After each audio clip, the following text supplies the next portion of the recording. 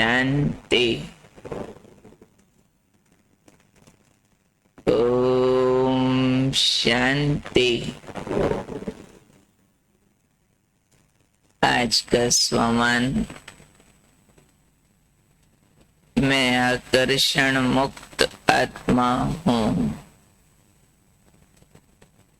किसी भी प्रकार का आकर्षण एक गुलामी की तरह होता है, जो आत्मा को बांध लेता। ये बंधन सजा बन जाता। इसलिए बहुत महत्वपूर्ण विषय है कि सर्व आकर्षणों से मुक्त आजादी का अनुभव करें। उसके लिए आत्मा बहुत शक्तिशाली चाहिए। कैसे बनते हैं शक्तिशाली? आज शक्तिशाली बनने की विधि बाबा समझा रहे हैं। उसकी विधि योग बल तो है ही है, लेकिन ज्ञान का मनन चिंतन करना भी आत्मा को शक्तिशाली बनाता है।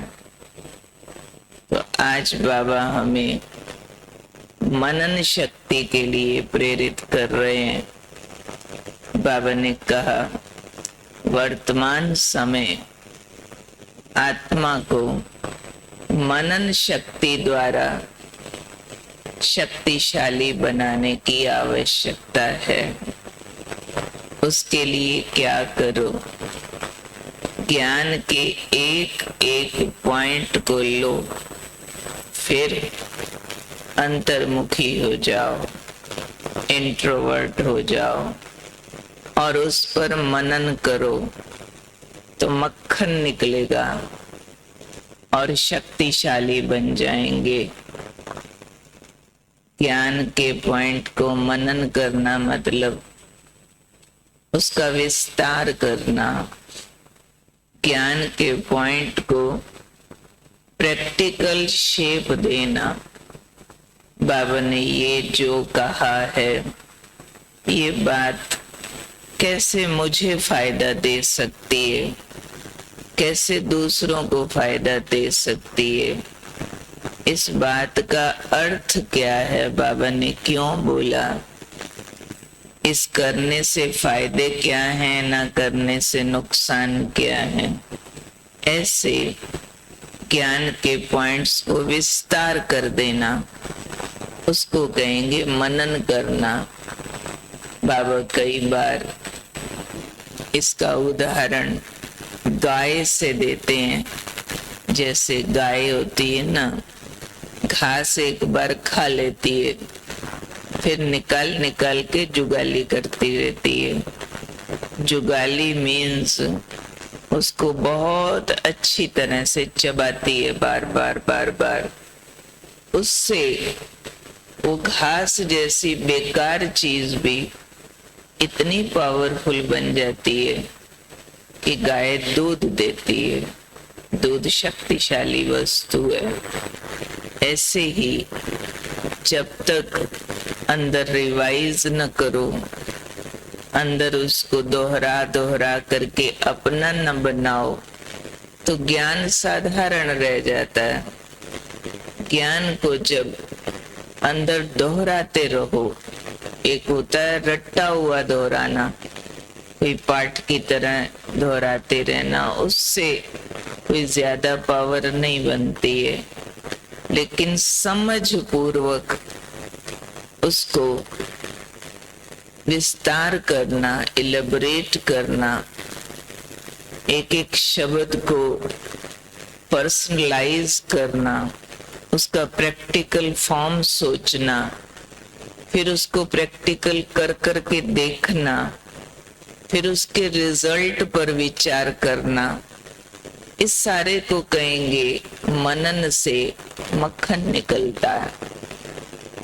जैसे दही बहुत सारी होती है, कम कीमत की होती है, लेकिन मधानी लगाकर मथ दिया जाए, मक्खन थोड़ा जरूर होता है लेकिन कीमती होता है और शक्तिशाली होता है। ऐसे ही ज्ञान का मंथन कर कर करके जो कंक्लूजन्स निकलते हैं, जो उसकी प्रैक्टिकल एप्लीकेशन निकलती है, वो जिंदगी की सब समस्याओं को समाप्त कर देती है। आज बाबा ने कहा, मनन करने से जो अतीन्द्रिय सुख की प्राप्ति होती है, वो अतीन्द्रिय सुख आत्मा को सब नाशवान वस्तुओं के आकर्षण से मुक्त कर देता है। इतनी बड़ी प्राप्ति है। ज्ञान का मनन करने से अंदर सुख झरता है। सुख नहीं अकेला, लेकिन आनंद भी होता है।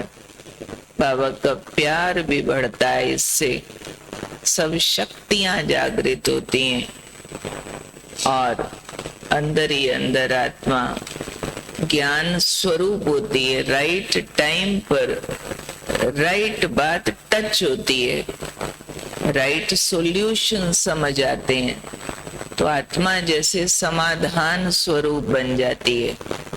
मनन करने वालों के पास समस्याएं नहीं होती, सॉल्यूशंस होते हैं, समाधान होते हैं।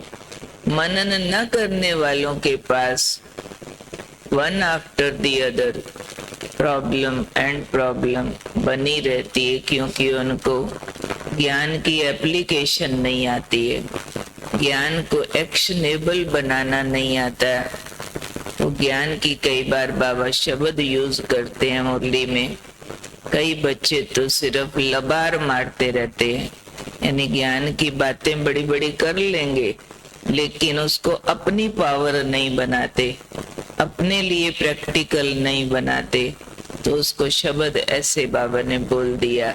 लेकिन जो बच्चे ज्ञान के मनन द्वारा अतीन्द्रिय सुख के अनुभव तक चले जाते हैं, उन बच्चों को कोई भी सांसारिक नाशवान वस्तु अपनी ओर आकर्षित नहीं कर सकती। मनन के बाद एक और अवस्था होती है, मगन। तो बाबा ने कहा वो ऐसे मगन हो जाते हैं कि उनके जीवन में कोई भी विघ्न काम नहीं करता।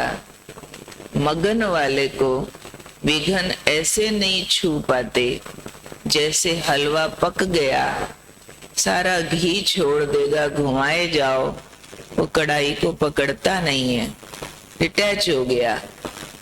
ऐसे ही मगन हो गए। तो मगन हो गए तो अब विघ्न उनको छू नहीं सकते, विघ्न उनसे डिटैच हो जाते हैं। यानी उनकी अवस्था सब तरह के ऑब्स्टेकल्स, जो भी हिंड्रेंसेस आती हैं, उनसे बड़ी हो जाती है उनकी अवस्था, और बातें छोटी हो जाती हैं। इसलिए कोई भी बात जिंदगी में उनको समस्या जैसी अनुभव नहीं होती है, तो उनके जीवन के सब विघ्न समाप्त हो जाते हैं। तो हम सब समझ पा रहे होंगे इस बात को कि ये मनन शक्ति कितनी ऊंची चीज है। हम सबको याद की यात्रा का जो स्पार्क का प्रोजेक्ट है, उसमें रोज एक टॉपिक मिलता है मनन करके लिखने को। तो मैं आप सबको ये कहती हूँ कि रोज लिखो, सब भी लिखो।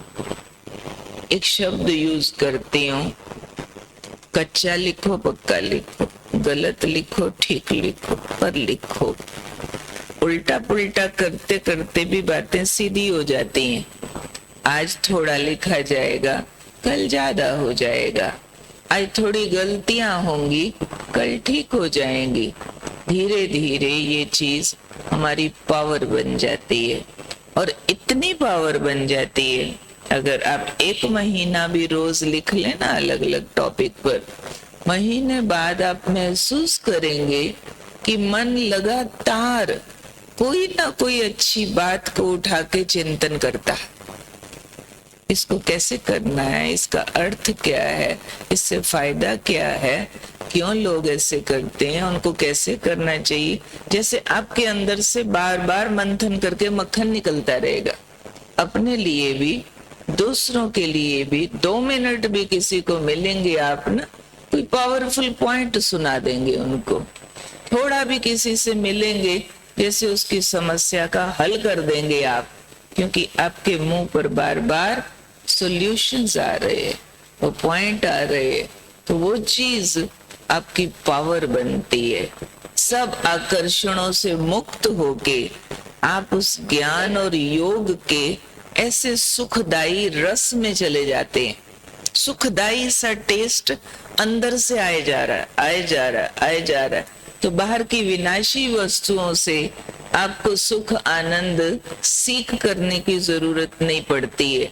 ये खाऊं, ये देखूं, ये पहनूं, इससे मिलूं तो मजा आए। मजा आपको भीतर से आ रहा है।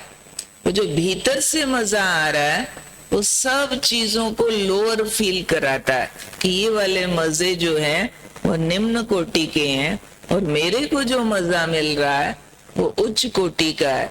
तो हम अनायासी बड़े हो जाते हैं अंदर से, बातें छोटी हो जाती हैं, वस्तुएं छोटी हो जाती हैं, हम बड़े हो जाते हैं।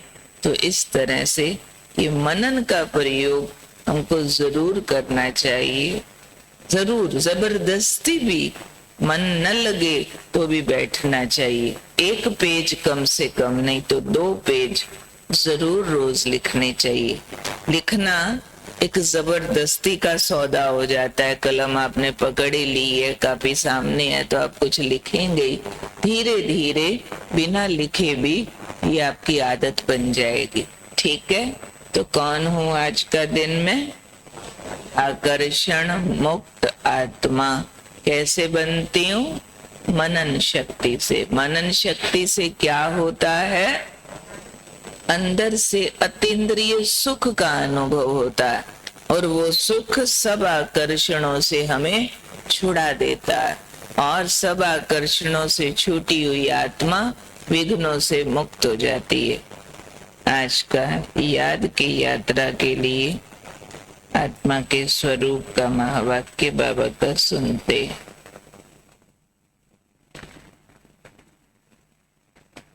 आत्मिक स्मृति बढ़ाने के लिए हम लोग बार बार कर रहे हैं पक्का आत्मा का स्वधर्म। आज के बाबा के महावाक्य हैं, शांति को मनुष्य ढूंढते हैं, उनसे पूछना है तुमको अशांत किसने किया? तुम जानते हो अशांत ये 5 विकार ही करते हैं, परंतु वे समझते नहीं।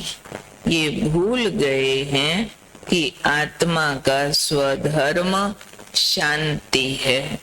हे आत्मा, तुम आई हो शांति देश से, फिर ये ऑर्गन्स लिए हैं, अभी तुम उनसे अलग हो जाओ।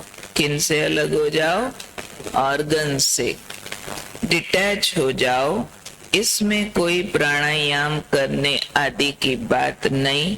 कहाँ तक गुफा में बैठेंगे?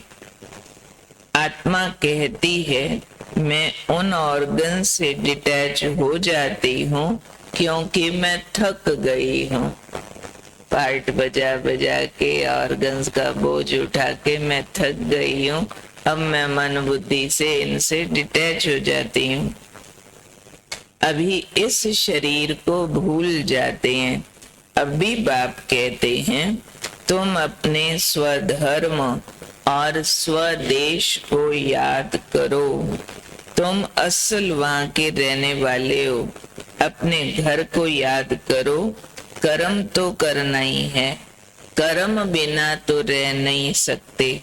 बाप समझाते हैं तुम्हारी आत्मा का स्वधर्म है साइलेंस।